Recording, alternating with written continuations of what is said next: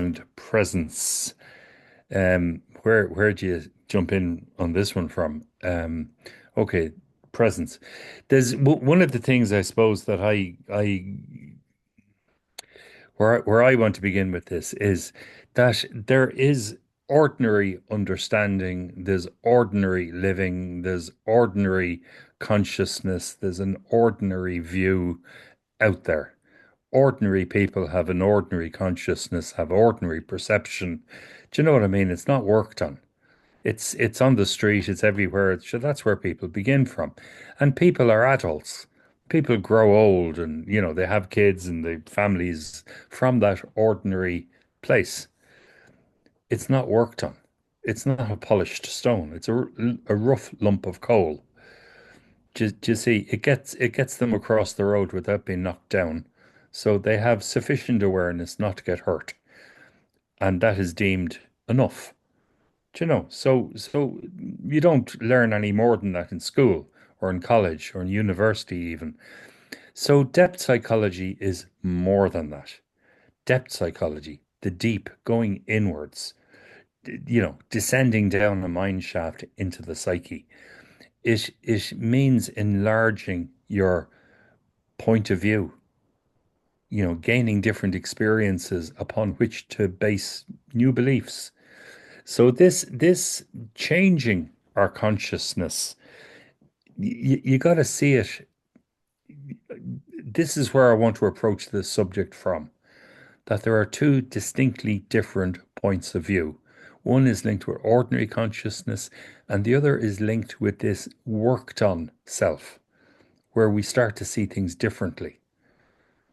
And you could say this worked on self is based on our own journey. It's our own personal experience that creates the new ground, my felt experience. But it's also knowledge. I read books, I educate myself until I have this felt experience. And then, it becomes more real. So either way, what we're doing is we're stepping away from ordinary consciousness. We're beginning our journey at that point and we're journeying onwards. Okay.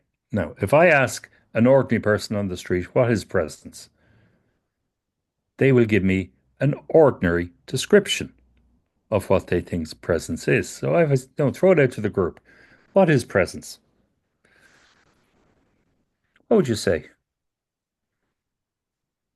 Anyone want to take that one on board? What is presence?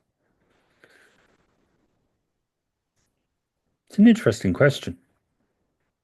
Do you know what presence is? Is that covered within ordinary consciousness? Not really.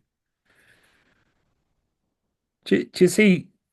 Do you see what I mean? It's not that straightforward a question, is it? What is presence?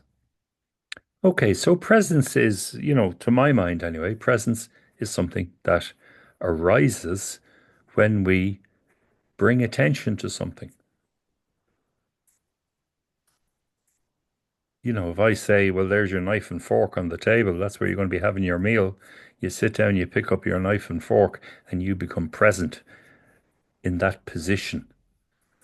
That represents a psychological position, and you become present in that position. If I say, well, here's the keys of the car, I want you to go out and run down to the shops and buy something in the shops. You'll go out and you'll sit into the car, look to see where you put the keys in, start the engine, and you'll sort of orientate yourself. You'll become present to the task in hand. Okay, how do I drive this particular type of car, safely to get down to the shops and back? Again, it's the application of attention. Yeah, would you agree? So this is, anything we turn our attention to brings us into a certain type of presence. Now, ordinary consciousness, this is where it gets a little bit more tricky. There's the world and everything to do with the world that we're present to. You know, we're aware of it. We have our attention on the ball. And there are the associated complexes inside our psyche to do with that world. I have my mother and my father, and I have my mother complex and my father complex on the inside. I have the world on the outside, and I have a world complex on the inside. And how I relate with the world on the outside is through the complex on the inside. And as soon as I bring attention to the world or the complex on the inside of the world, I step into the presence associated with that object. Yeah, still with me? Equally mother, equally father. I'm going to say more about this in terms of these complexes. They are all feeling toned. They all have the same quality that as I step into the environment of a complex, I am pulled into it. It's like a whirlpool. It draws me inwards. It pulls me inwards into its feeling tone. It's like a magnet. It draws me into it. And as I go into it, I find myself in the environment of its affect. You still with me? So if I activate my father complex, I will be immediately pulled into the state of mind within which my father complex exists. The feeling tone within my father complex will become my state of mind. Do you see how it works? If I constellate my mother complex, I will be immediately drawn into its feeling tone, its affect, and my moods, my attitudes will change accordingly as I leave reality and get pulled into the reality of the complex. Again, do you see how it works? So you got the world outside of me, pulling me in all the time, demanding my attention. As my attention goes towards the world, I am creating a dyad with the world. I am joining with the world. I am entering into the affect of the world, just like the complex, and I respond to that environment. I lose touch with my reality and I enter into my relationship with the world. Very personal. Your relationship will be different than mine. That is a form of presence. Now you could say that's dead. There's no particularly energy in it. In terms of our parental complexes, there's more energy, noticeable energy in those. So maybe my mood will change. Certainly if I'm in the grip of my mother complex, then my mood will definitely change. And if I'm in the grip of my father complex, my mood will definitely be different. Having a positive father and a negative mother complex. Do you see? Now, that's not the type of presence we're talking about here. What we're talking about here is the way our mood changes when we're pulled into the relationship with the self. Okay? Which is a totally different environment than mother complex, father complex, or out there in the world. Guys, do you understand? It feels like I'm talking a load of gobbledygook, absolute complicated nonsense. Okay, so, please wave your hands if you understand, or if you don't understand, show your confusion. I'm trying to describe this state of mind, which is being present to something. Now, I can be present in my unconscious states. Do you see, not knowing that I've completely lost reality. If I'm pulled into a complex, I will have left reality behind and I'll be in some previous version of reality. Something that my mother said to me 25, 30, 40 years ago that has stuck. And I'll be in the environment of that unfinished business. That becomes my reality because that may be what's at the heart of my mother complex. Do you understand how we can time travel when we get involved with these complexes? We can go back in time, we regress, and I become present to my unconsciousness, thinking that it is my reality. Okay, so that those complexes do not have the same eminence. They don't have the same numinosity. They don't emanate numinosity in the same way as the self does. Sunshine is different than artificial light. The shine of the self is different than the shine of an electric light bulb. Okay, so the presence that it creates is going to be different than the presence that is created by an artificial light bulb.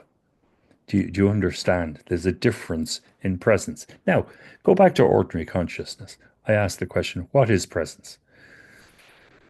From an ordinary consciousness point of view, as soon as I start talking about complexes, I leave all those people behind. Do you know what I mean? They don't know what I'm talking about.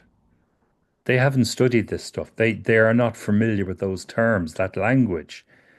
So to them, presence is paying attention. But for the purpose of this talk, we have got to look at the word presence as meaning something much, much more than just paying attention. It's what happens when we pay attention and to what happens when we pay attention to what. As I stand gazing at a traffic junction, a meeting of, a roundabout with six roads coming onto it, with three lanes of traffic pouring into the roundabout from all directions, I will be mesmerized by how the traffic moves and the cars get around the roundabout without bumping into each other. It sort of pulls me into a certain type of presence. But that's not that effective. Do you see? I'm just entranced. In the same way, if I move into the presence of my complexes, it's not going to be that useful to me. I'm just going to end up being entranced. The complex will possess me. The roundabout will possess me. The erratic movement or the smooth movement will possess me. Do you see? The rhythmic drumming will possess me and alter my consciousness, but I'm not becoming present to the numinosity. I'm just becoming unconscious. I'm entering unconsciousness and I'm present to what? I'm present. I'm present to the nothingness, to the void. If see if we put this into a shamanic sense, are you still with me? I haven't gone to sleep yet. Okay. If I talk about this from a shamanic point of view, everybody's going to do a shamanic journey. Okay, we need a drummer. We get the drummer in. The drumming starts. We're listening to the beat of the drum and we get pulled into the presence of the drum. Now, if the other world chooses not to meet me, then it's me and the drum and my imagination. I might be very present, but there's no healing effect. There's nothing going on. It's just me and the drum and my imagination. Do you know what I mean? And that's it. Whereas if the other world decides to meet me, then I become present to the what the other side brings. Not just my imagination, but it's the content which is given to me within my imagination. Do you see this content that comes from the other side? Okay. In the case of mother-father complexes, or any other type of complex, including the complex of the ego, What we're looking at is a journey back in history. As we enter into the complex, we're journeying into our history. My previous experiences of mother, my previous experiences of father, my previous experiences of my own self, my ego complex. Do you see? There's no fresh water in it. It's all stale water. It's all stagnant. Now, it could be negative or positively toned. It doesn't matter. It's all just historical data. And it could keep me very entranced and busy for hours, but it's of no real benefit. Whereas if I develop a relationship with the self, then what I'm developing a relationship with is inherently alive. It's fresh energy, all the time fresh, fresh, fresh, fresh, replacing itself, brand new all the time, fresh, pouring in through the relationship that I hold with the self. Now, from a point of view of ordinary consciousness, people already have this. Everybody is alive. We're all in a relationship with the self. So we all have this type of presence in us, but it's not developed. Guys, I've said an awful lot so far. Are you following me? I've gone down the rabbit hole. Are you following me? I'm going into the deeper level within the psyche here. I'm talking about deeper aspects. What goes on in the heart of complexes, how we get seduced into that sort of place, and how we get wrapped up within the presence of that place, which is us being unconscious. Some buildings you might go into have a great presence. Do you see? But is it useful? Is it going to create life inside of you? Some people hold a certain type of presence, power. They hold power. Do you see? But is it useful? Is it the type of presence that you want to develop? Or you could meet a saint, and there's a different type of presence straight away. You go into a room where practice has been done in it for years and years and years, a shrine room or a temple or a church, and straight away you know that you're in the presence of something sacred. It's not just power, it's like a higher power. So as we work in our mind, we learn to differentiate, we learn to discriminate. You see, once upon a time, I'd read books about flying saucers in fiction. Now I don't. I go more for scientific papers and better quality information.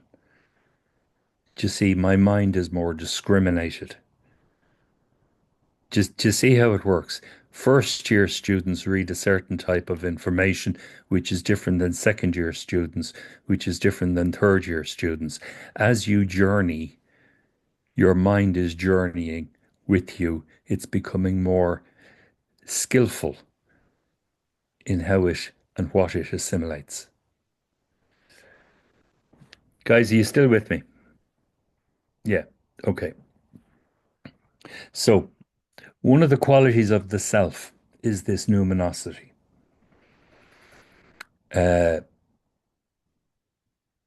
this aliveness, numinosity, energy that comes from the gods, the numen, the god, numinosity. It's terribly like the word luminosity, which is this shining light. So, numinosity, this shining light of the god. So, in Buddhism, they talk about one of the qualities of Dharmakaya being this grand illumination of mind. So the emptiness of mind means that the mind shines. The emptiness of mind means that the mind is constantly shining. It's giving off this energy because there's nothing in it to block it. Now, you start putting content in there, and suddenly you got objects. Now it can't shine. You see, it starts throwing shadows all over the room. As soon as you start filling this spaciousness of mind, its ability to shine is reduced. So its presence is reduced. The amount of presence that it can hold is reduced. Do you see this? Okay, so I'm going to change the word again. The grand luminescence of mind.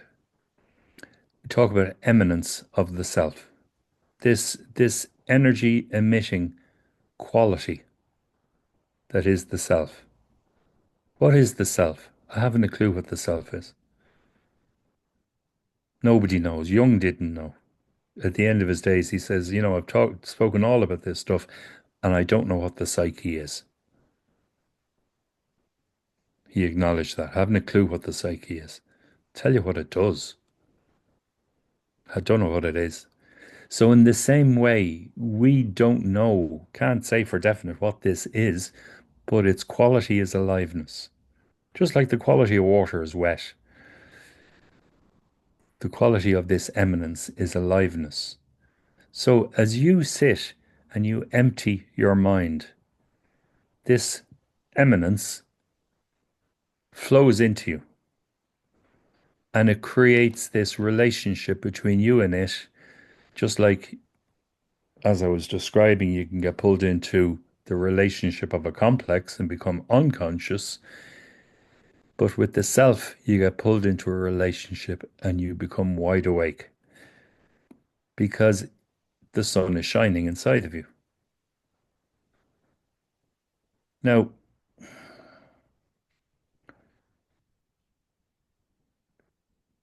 what can I say about it? That is the creation of presence. That's where presence comes from. Okay, so somebody might be completely unconscious, but they might have this spaciousness of mind in them. So they have quite a lot of presence.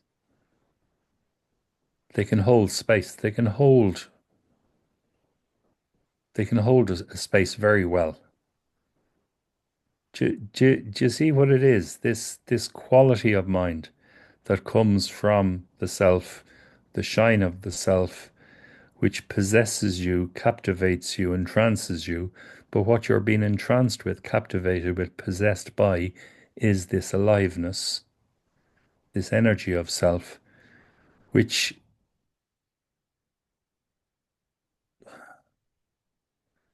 makes everything seem less important,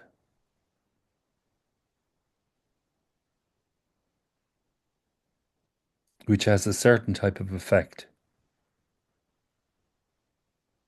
It's like the deeper you go into meditation, the quieter you become, the more open to feeling this presence you become. Do you see your ability to be present in it grows because the relationship with it is stronger, you and it in you. Do you see? Now, flip it over. We talk about distraction. The more distracted you become, the more wrapped up with the source of distraction you become, the more unconscious you become. You're traveling the opposite direction. Flip it back over. The quieter you become, the more you are inclined to feel this. Do you see? And you can experience it from an ordinary consciousness place,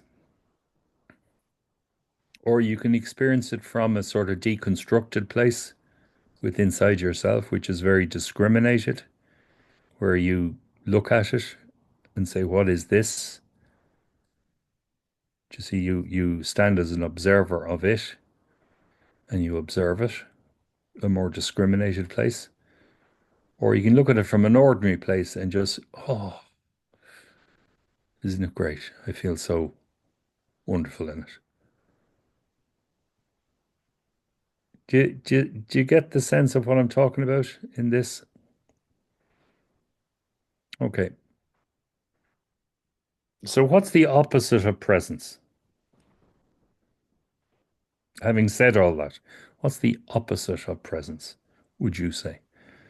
Isn't that the distraction you talked about? Distraction. What distracts us? Mind Seriously, stuff. Martin, yeah. I was super distracted when I started this meeting. My mind was scattered all over the apartment, everywhere. Where is it Um, now, dare I ask? what? Where is it now, dare I ask? More present. More present. Yeah, yeah. Not quite as scattered. Still a little bit. You see, there is this standing on the ground of ordinary consciousness, and that's where we begin from. Now, depending on how much work we've done, we either gently lower ourselves down to the bottom of the mine shaft, or we can just jump down there. Okay, if I jump down there, generally people would be left behind, in free fall. So because we all identify with our reality, we're already unconscious. We're not present to aliveness. We're present to our distractions. So presence is not really in our world. Presence is certainly not top of the list. Attention to the world. It's like the world is saying, don't take your eyes off me. I'm the most important thing in the world. The ego, the world created by ego and then the way the world responds to ego. Don't take your eyes off me. You see, Facebook, don't blink. It's so not present, but it's this dance between ego and world. Okay, so we need to be a little bit more discerning about the food we're eating. We need to be a little bit more discerning about what we expose ourselves to and how and for how long and to what extent and so on and so on and so on. Otherwise, we will all just fall into unconsciousness, the absence of presence. Now, on the other hand, I said, what is the opposite of presence? Okay, so now go to the other hand. What is presence? Go back to the original question. What is presence?